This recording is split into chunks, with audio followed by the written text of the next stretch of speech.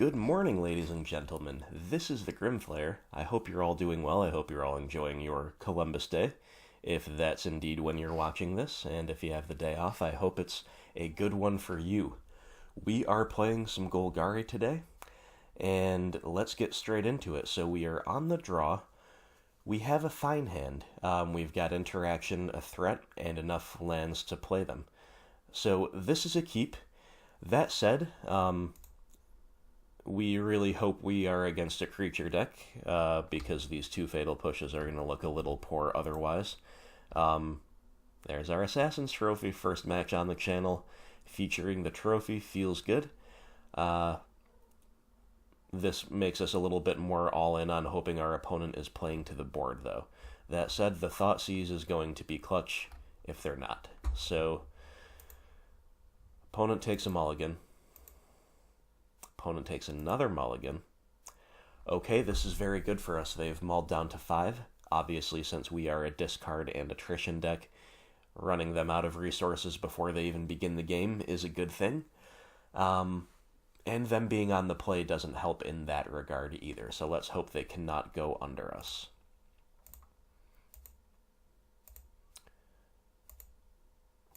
Island Serum Visions. Okay. Nothing that goes Island Serum Visions is going to go under us. And our opponent passes the turn. Okay, we draw Inquisition. That's a pretty good draw against whatever they're likely to be up to. So we're going to shock in and we're going to play our Inquisition. So why didn't we fetch Inquisition, or why didn't we play a Thoughtseize? Couple reasons. Number one, we still, even though we can cast everything in our hand, we still want to make a third land drop. We can have double spell turns that way. We can play the 3 drops we'll find off the top that way. So we don't want to thin out our deck quite yet. We don't need anything in the graveyard quite yet. And we don't know if we have to play around anything by leaving basics in our deck or getting basics out of our deck. Just without any more information, it's better to just play the shock land. Now, why did we Inquisition instead of Thoughtseize? Pretty simple. They might have only one thing to take with the Inquisition. Like, let's say they have another Serum Visions in hand and then a bunch of really high top-end stuff. If we had Thoughtseized, we would still want to take the Serum there this early in the game. So, Inquisition, when in doubt, when in the dark, just lead on your Inquisition. It's almost always correct. Okay, they have a very low curve in hand. They do appear to be some kind of a control deck. They're not showing us another color right now, but with Remand, I am suspicious for a red splash.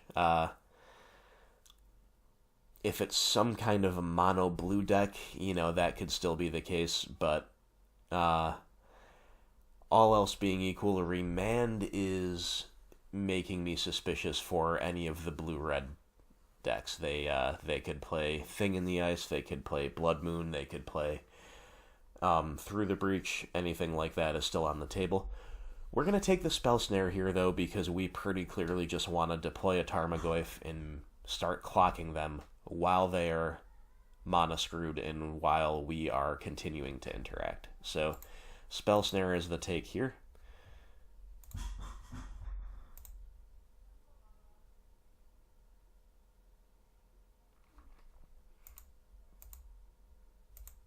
Alright, they didn't draw land. That's good for us. That means, okay, they find a land off the Serum Visions, fine, but that means we're not getting remanded next turn. So we draw another Tarmogoyf. Now, we were still a little bit cold to if they had found another Spell Snare between their draw for turn and their draw off the Serum. They could have found land and snare, but now that we have another Goyf, we are completely free to run out our first one. So we'll fetch a Swamp just to be a little bit conservative with our life total. We are even more suspicious for red now. We have a Thoughtseize on deck. Swamp is fine here. They have yet another Serum. Interesting.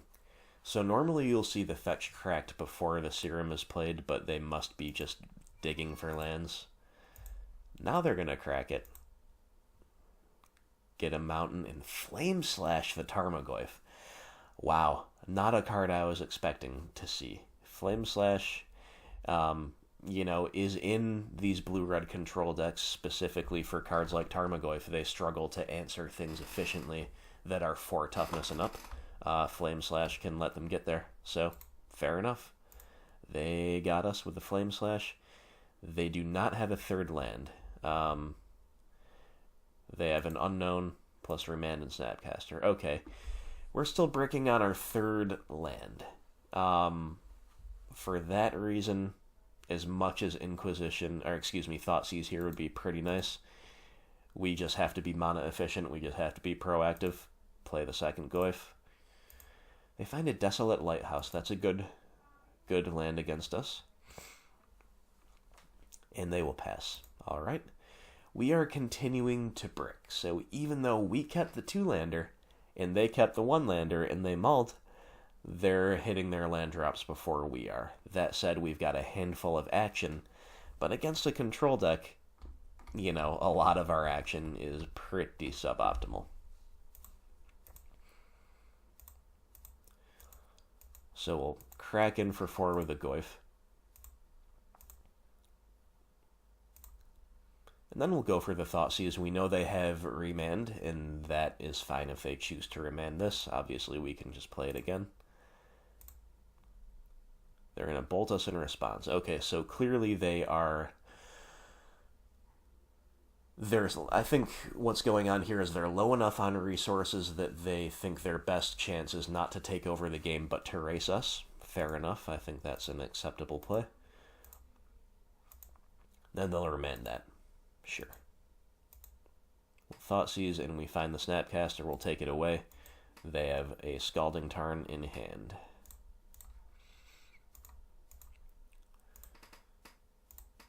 Play the turn, pass the turn. Alright, we finally made our third land drop, but it is a tapped land, that's okay. We're happy to just be getting there. That said, we're really kind of leaning heavily on this Goyf, because the rest of our hand is not doing much as of yet.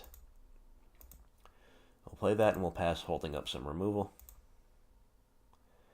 Yep, end step bolt, they are just gonna race. Fair enough. We know their Snapcaster deck. Snap Bolt is live. They play a land. Now, interesting. So, here's what I think about that. They have a lot of reasons to hold that land, right? That baits us into spending a discard spell. For one thing, if we draw an Inquisition or Thoughtseize, we could be very interested in spending those cards only to find a mountain in our opponent's hand. They also could have held up Desolate Lighthouse to loot that away. So why did they play this mountain? That makes me think they need 5 lands. They already have Cryptic. They're on board. They can get a blue source here. So they're not going for Cryptic mana. They have Jace. This makes me think they're a Through the Breach deck. So that's my read on that. So on the end step here, partially to be mana efficient, and partially because of that read, we are going to take them off of Desolate Lighthouse with Assassin's Trophy. This is going to make it so they can't dig to their combo, and they also can't filter away bad draws.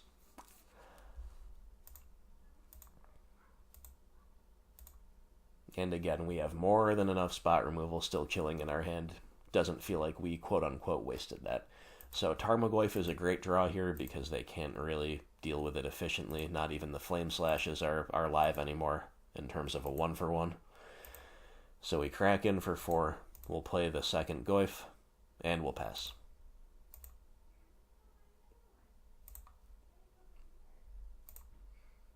Opponent draws a card and they scoop it up. Cryptic Command was their big out there. They didn't have it. They wisely chose to not show us anything else. Now, that was not the most exciting game in the world. They mulled to Oblivion. Not to Oblivion, they mulled to 5. We got stuck on land. But there were some interesting things that went on, but mainly this was an example of how to use Assassin's Trophy for a respectable amount of value, even though it was a matchup where our opponent presented us almost nothing to hit with it. Trophy was still pretty decent there. It was more importantly, though, an example of how Tarmogoyf is still a premier threat in Modern. We were dirtling, not doing a whole lot, stuck on land, and the Goyfs just kind of got there, even though they had some main deck technology that seems to be pretty much anti-Goyf technology. Of course, there are other things it hits that Lightning Bolt does not, but let's be real, this is a nod to Tarmogoyf, perhaps above anything else. It's also worth noting that our read on this deck right now is Through the Breach. So we cannot necessarily assume other things out of this deck from the sideboard, although they might have them. All we know is it's a red kind of tempo-y counter-burn deck that might be packing a combo kill. So Alright, my friends, we're here for the sideboard against blue-red something. We're guessing Through the Breach, but we don't really know what their win condition is yet. So, things to consider. Nihil Spellbombs are worth considering because they are a Snapcaster deck. Generally, Grave Hate against only Snapcaster is a little bad, but of course Spellbomb can replace itself, so it gets a little bit less bad. Certainly worth considering. Maelstrom Pulse and Golgari Charm are interesting because if they play Jace, it can hit those. If they play Blood Moon, it can hit those. But they didn't show us those quite yet, so I'm not sure how comfortable I am considering those. Engineered Explosives is not where we want to be. Fulminator Mage is good here. Mage is a land destruction spell that can also take them off of utility lands or maybe color screw them a little bit. So Mage is in. Choke is in. Obviously, Choke is fantastic against blue control decks. That's why we have it primarily. Nissa Vital Force is a good threat all around, especially because we're not quite sure what they're up to. Bailoff is a no. These sweepers are no's. Kalidas is actually kind of interesting just because he dodges Bolt and he can he can kind of rewind the burn clock a lot, and he's a threat. That said, we saw Flame Slash, right? We saw Flame Slash. He's clunky in terms of resolving him through counter spells, so he's actually in the marginal place. But I'm saying no. No to the sweepers. No to Surgical because we don't know that they're on a combo for now, and it's kind of bad against the value control play. I do love Duress and Collective Brutality. So I think for Game 2 I'm going to be more conservative with my sideboard decisions because they did not show us exactly what they're up to. These 5 cards will come in. So what comes out? I think pretty clearly 4 Fatal Push comes out. We're going to regret this a little bit if they show us Thing in the Ice, but still, we have all this removal. We have Lilianas that are staying in. That's the beauty, again, of Assassin's Trophy, is we can cut our narrow cards and not be cold to cards we didn't see or cards that might be part of a transformative sideboard plan. Trophy is still quite good. So what else do we want to cut for our final play? You know, you could do almost anything here. Most of these cards are still pretty good, so this is kind of just a blind call. I think I'm going to move away from the Maelstrom Pulse without knowing much, but you could cut any number of things. You could even shave a trophy, to be honest here. But let's run it back, see how it looks, and then maybe revisit the sideboard for Game 3. Okay, my friends, we're back for Game 2. We've got a slow 7, but against this deck, so if they are indeed a combo deck, they're still not going to kill us before turn 5. If they're a more value-y counter-burn style deck, if they have other unknown win conditions, you know, this stuff is fine. We're, of course, hoping to draw into our Duresses or Inquisitions or Thoughtseizes or Brutalities over the first couple turns, but I think we're fine to keep this. Our opponent's going to keep 7 as well.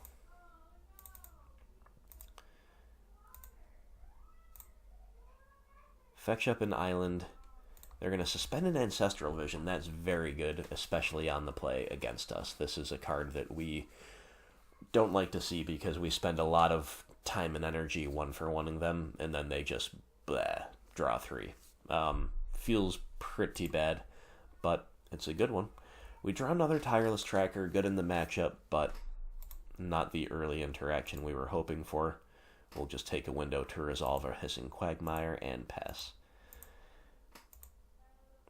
Scalding Tarn and pass. So I'm suspicious for Remand. Now, here is where I punt a little bit. You ready for this? It's not really a punt. It was a judgment call that did not pan out. Let's put it more kindly. So, here's what I'm thinking. Number 1, I'm suspicious for Blood Moon. If I'm suspicious for Blood Moon, I want to play the Verdant Catacombs and pass. But that feels bad on a lot of levels. Number 1, we are loaded down with Blooming Marshes that are going to enter tapped. And we already have another manland that we found off the top. So we're just making our later turn mana curves way less efficient if we go Catacombs pass.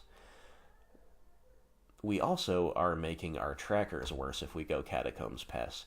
Because, of course, this is a double trigger on the tracker when we play it after one is resolved. So, for those reasons, I decided to run out a tapped land here. Now, of course, our opponent's going to go get an island, and then they are going to punish us hard for that decision by playing the old Blood Moon. Now, so we played... There were a lot of factors in our favor that incentivize us to play the Hissing Quagmire. I just listed them. There's only one counter incentive, was what if they're on Blood Moon and they happen to have it for turn 3. So we played the odds. The odds were against us. That said, it still might have been a punt. It might have been wrong because all those other upsides to playing the Hissing Quagmire are relatively minor, whereas the downside to getting Blood Mooned out of the game is, of course, completely major. Now, if we had had the Catacombs here, we could have gone fetch for a forest in response. We would still be locked off the Lily, and we would still probably run out of tracker here and it would probably get bolted. But the next tracker and the clues in turn could go a long way toward digging us out. Tireless Tracker is amazing against Blood Moon because you can turn those colorless lands, or the red lands, I guess, into something useful. In general, our deck is not bad against Blood Moon, and part of the reason I took the line that I did is I wasn't sure if it would still be an after side, but now we are just kind of locked out of doing anything until further notice. Opponent draws.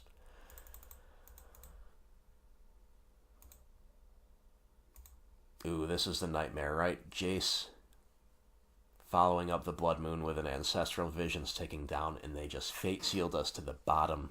They're just going to take us off of lands. And added tilt factor, there's the choke. Yeah, we are in pretty bad shape here. So they'll draw.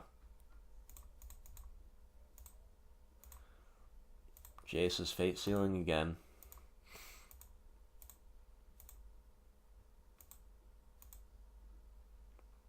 Goblin Dark Dwellers for Ancestral Vision. Yeah, I've seen enough. Okay, so that was going to be a really tough curve to beat, even if we had played around the Blood Moon. We lacked early interaction. We really needed early interaction to beat the curve like that on the draw. But, lesson learned. Respect Blood Moon. I despise the card Blood Moon, I truly do. But our deck is pretty well equipped against it, but you still have to kind of respect it. So we'll revisit the side. We're probably interested in bringing in some combination of Golgari Charm and Maelstrom Pulse, perhaps both, because they're showing us what they're on. They're playing a lot of permanents here that are decent targets for that kind of stuff. So yeah. Let's go to Game 3 and hope we don't get mooned out of that game too.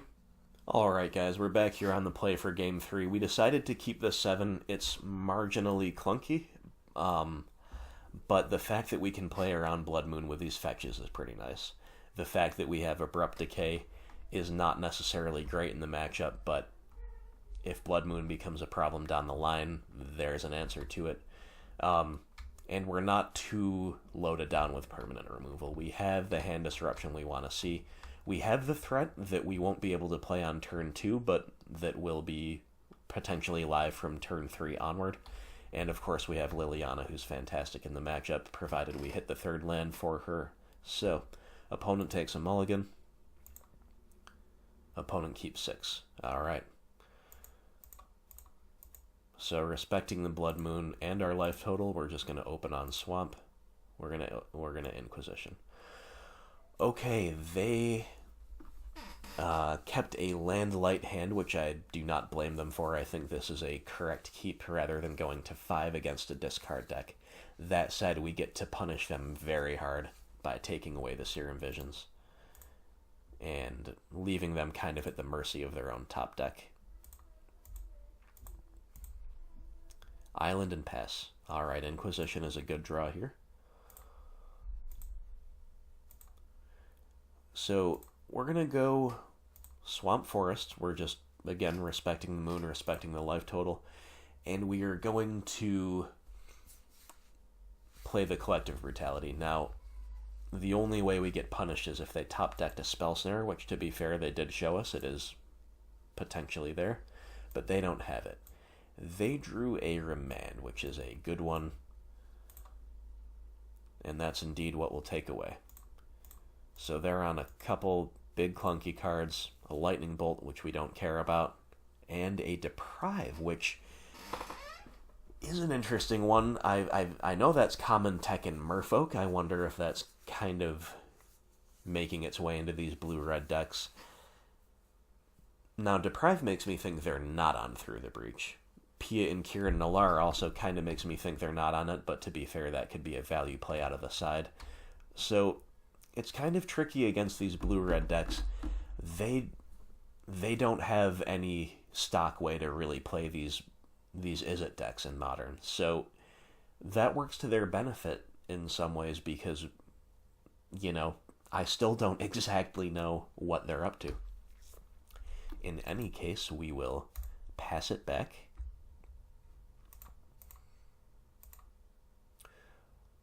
Our opponent still doesn't find a land. Okay, very good for us. We draw a card we are an eon away from casting. That's pretty bad because we want to really press our advantage here. Fortunately, Tasigur allows us to do this really efficiently. If you remember in the original deck tech, I said Tasigur, his ability is great, but it's really icing on the cake. He is more correctly seen as Goyf's number 5 and 6 in this deck, and we're about to see that here because we get to just run out a 4/5 threat for 2 that their deck will line up really, really poorly against. So even though we are not expecting to activate his ability at all in this game, we don't have the mana, and once we do, we'll be doing other things. That's still pretty good. So our opponent has made a land drop. They have one unknown in hand. What are we afraid of? Well, honestly, not too much. So, Thoughtseize is a great draw. We start out by cracking in for 4. This is a 5-turn clock. Feels pretty good. Now, it would be pretty poor play to run out a discard spell into a Remand. But as far as we know, they don't have a Remand. And I think it's actually fine to run one out into a Deprive. It lets them use their mana, that's true, but it also sets them back on a land drop. So the best top decks they can have from here on out, for the next couple turns anyway, are going to be lands. And if we force them to Deprive in Inquisition here, then I think that's a perfectly acceptable trade. So if they were sitting on Remand again, I think I would just pass. But Inquisition, yep, they're going to Fetch and Shock, which Doesn't quite speed up our clock on board, but gets us closer to speeding up the clock. If they have to fetch one more time, it will have increased our clock by a full turn, and sure enough, they deprive it. That is just fine with us. They replay the island. They pass the turn, 2 unknowns in hand. Okay. We're very happy to make our 3rd land drop there. Does not let us try the Lily or anything like that this turn, but sure. Alright, Tasigur gets in. And yeah, we're just going to make them have it. We're going to be proactive. We're going to Thoughtseize.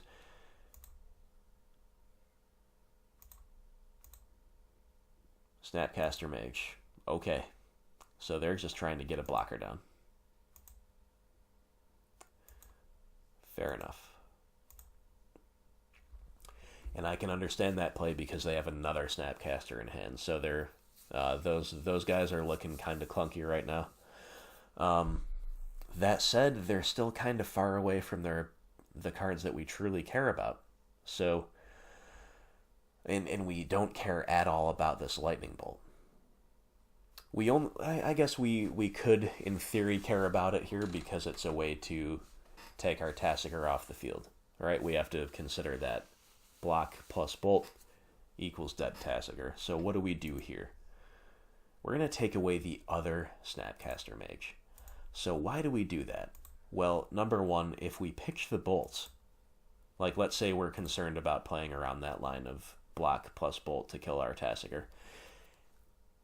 If we take the bolt, all they need to do is find a land off top, which is already their best draw, right? So their best draw is going to let them take the line we're afraid of, and then get them one step closer to playing their really good cards. So if we take away the other Snapcaster, even though they're not doing much right now, this leaves us with the option to either Abrupt Decay or Liliana Edict their existing Snapcaster. It lets us really keep the clock going, and again, it kind of takes away that option that they have to block plus bolt. So we'll Quagmire, we'll pass. Opponent draws a land, okay. That's pretty good for them. They are one step away. However, they are kind of cold right now. We have the perfect window to get that Snapcaster off the field, to make Bolt irrelevant, and to keep the pressure up. So that's what we're going to do. Now, this was a little bit of a toss-up, whether we want to just Abrupt Decay this thing or whether we wanted to Lily this thing. In the interest of mana efficiency, we went for the Lily. It's kind of whatever. It's kind of borderline. So we're going to Edict. We're going to crack in for 4, excuse me. Put them to 5. And we'll run out our Blooming Marsh. And pass.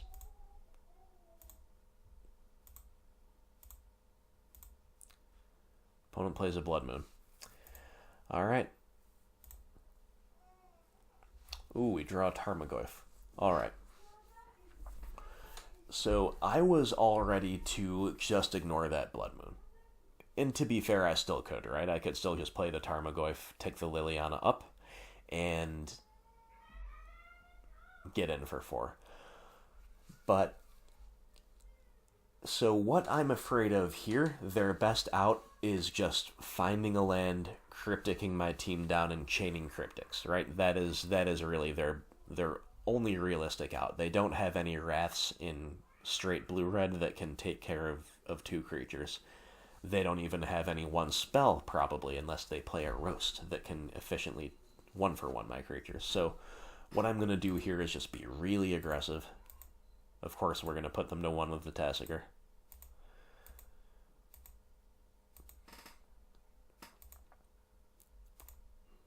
And we're going to be really aggressive with our plays here. We'll Decay the Moon.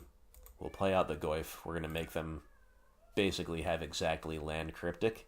But even if they have that, we get to tick the Lily up. Unfortunately, we pick our Nissa, but that's fine. They pick their Bolt, so we're running them out of resources aggressively. as a way to preemptively play around the Cryptic Chain. Now, pitching Nissa is also fine here, because that means no matter what we draw in our deck next turn, we can play it. We can play it, we can aggressively tick Liliana up while losing no value. So they basically have to have exactly Cryptic, and they do not. I guess to be fair, land P and K would have kept them alive, unless we drew a removal spell. But anyway, we got there. Once again, the power of just Tasigur as a pseudo-Goyf was extremely apparent there. And the fact that this was not Gurmag Angler, even though the clock is a little bit slower, just the way the math works out in this deck, the way the sequencing tends to work out, that extra mana you have to pay for Gurmag Angler ends up setting Tasigur back an entire turn. So not only does that mean that his clock ends up evening out over time, if he's the only beater, because he starts a turn earlier while having one power less, it also means that he can get in under, for instance, counter magic in a deck like this. So Tasigur is fantastic. Goyf showed up to really put the game away. And discard was really what did it for us there. So pretty interesting match overall against this Blue Moon deck. Respect the moon. Respect the moon. If you are reasonably suspicious of the moon, after this game I am going to respect it a little bit more, and I am going to kind of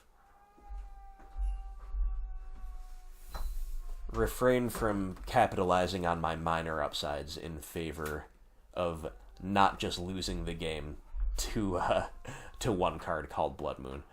We have to have faith in our deck to go long. We have to have faith in our deck to show us the value if we stay in the game. We pack the requisite interaction to beat most decks if they go long, and especially against Blue Moon, we have so many threats that they simply cannot 1-for-1. So the more that I think about it, the more I think that I did just make a mistake game 2 not playing the Verdant Catacombs. So lesson learned, respect the Blood Moon. Assume it's going to be there in the blue-red decks. If they don't have it, that is totally fine. We didn't lose that much by playing around it. That's one of the beauties of this two-colored deck. So anyway, thank you very much for watching. I hope this match was entertaining for you, and I will see you for the next one.